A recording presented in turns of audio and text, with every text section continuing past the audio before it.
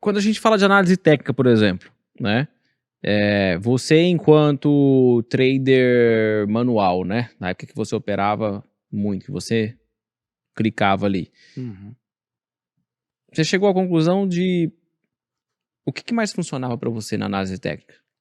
Cara, independentemente de ser análise técnica ou análise de fluxo, eu entendia que eu operava reagindo a algum sinal que o mercado me dava, né? Então, para mim, o mercado até hoje ele é leitura e interpretação. Os candles nada mais são do que uma figura, uma linguagem que você lê e você interpreta. Eventualmente sua interpretação vai estar meio errada e tudo Sim. bem, para isso existe a gestão de risco, né? Mas quando você pega a prática, você aprende a fazer umas boas leituras e a maioria das vezes você acaba acertando.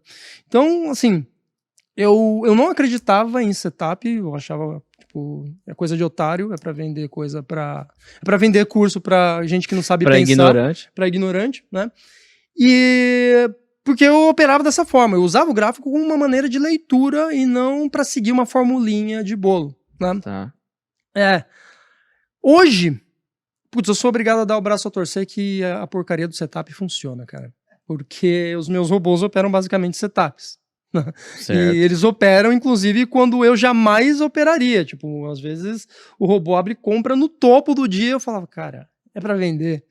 E já aconteceu de eventualmente eu tá certo e o robozinho tá errado, já aconteceu do robô tá absurdamente certo e eu quebrei a cara, já aconteceu de eu estar tão convencido da minha opinião que eu fui lá e acabei intervindo no robô.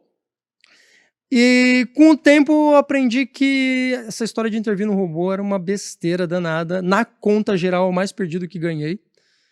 E que se eu for operar manualmente, eu tenho que operar de acordo com as minhas regras, não em função do que aquele robô está fazendo. Perfeito. Porque ali ele está fazendo uma série de cálculos e de procedimentos de algoritmos que eu não faço ideia literalmente do racional Sim. por trás ali. Não faz sentido tentar humanizar e dar uma característica de, nossa, o robô está fazendo preço médio. Caramba, o robô Sim. comprou no topo. Ele nem Sim. sabe o que é uma máquina, tá? É um algoritmo, ele não Sim. está analisando topo, fundo. Quem faz isso sou eu, Sim. um trader, pessoa física. Então eu aprendi o seguinte, que se eu for operar, eu não posso operar em função do robô.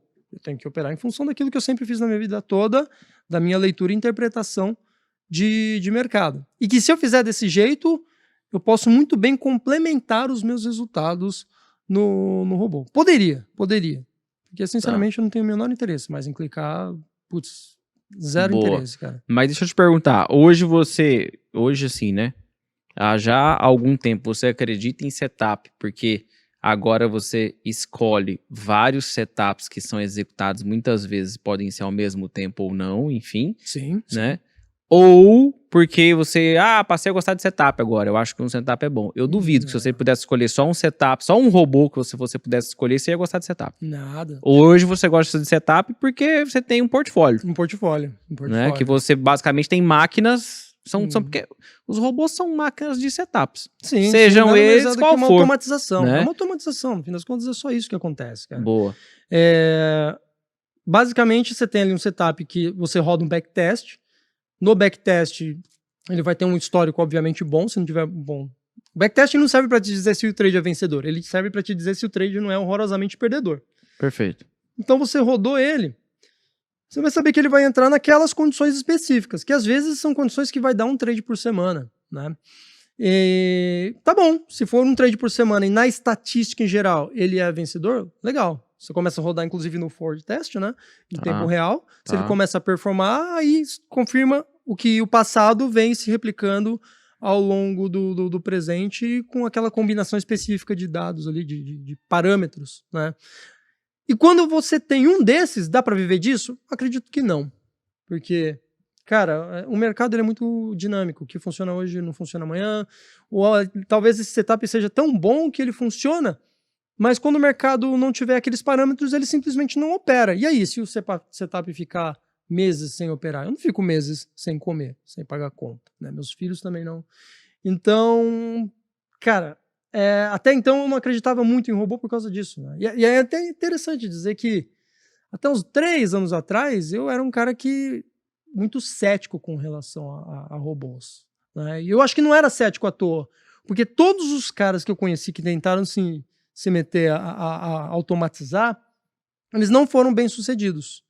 Então, na minha opinião, eu vi inclusive linhas de profissionais, né? Desde um cara que ele era programador e ele queria vender um robô dele, aí ele tinha um cara ali que ele era, sei lá, um estrategista e ele estava tentando automatizar, aí tinha um cara que era um assessor e ele lidava com clientes que nenhum desses caras prosperaram na época que eu conheci eles, né? Eles todos tiveram que mudar porque não vingou, simplesmente não vingou, assim, ou muito pouco dessa galera vingou, e era uma galera que nerd de programação, que definitivamente não tinha um perfil igual ao meu, e eu não estava disposto a gastar horas do meu dia programando. Eu falei, não, cara, não é viável ainda, então deixa quieto. Talvez, isso eu sempre tive humildade, porque eu acho que, acho que uma essência de um trader é você saber que você está errado, né?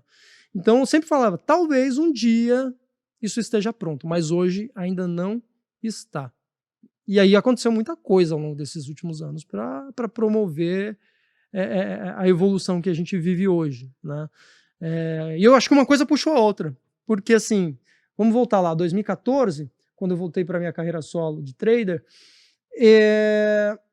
o mercado estava começando a ganhar tração. E aí as pessoas começaram a operar mais. E aí as plataformas começaram a se capitalizar mesmo e poder investir em mais equipe de programadores e começaram a ficar melhores. E ficando melhores, veio mais liquidez. E vindo mais liquidez, a bolsa, que nunca olhou para o trader pessoa física, começou a prestar atenção nele. E aí eu acho que uma das partes que assim foi o disruptivo foi quando surgiu a RLP, porque isso zerou a corretagem. E quando zerou a corretagem, foi simultâneo, né? Zerou a corretagem e entrou uma possibilidade de liquidez muito maior, porque agora tinha um player lá para te dar liquidez, não vou dizer indefinida, mas uma liquidez dezenas, centenas de vezes mais alta.